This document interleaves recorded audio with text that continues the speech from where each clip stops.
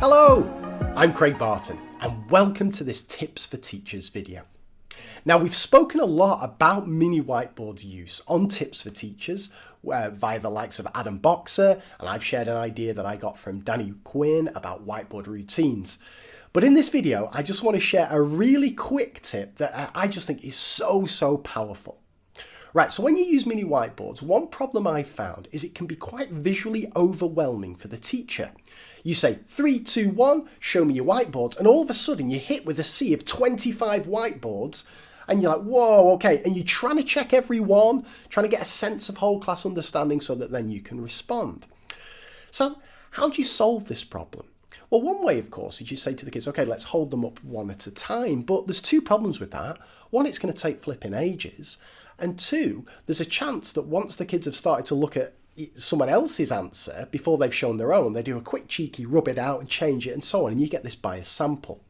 What's the solution? Well, step forward, Matt Swain. I saw this on Twitter and I thought, that is obvious and brilliant.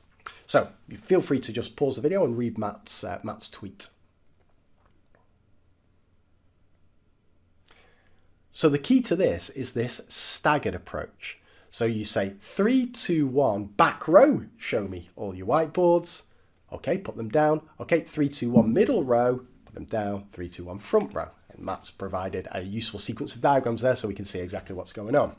Now this, of course, solves or certainly reduces this visual overload problem that we may suffer from as a teacher, but it doesn't cause that other problem that I alluded to.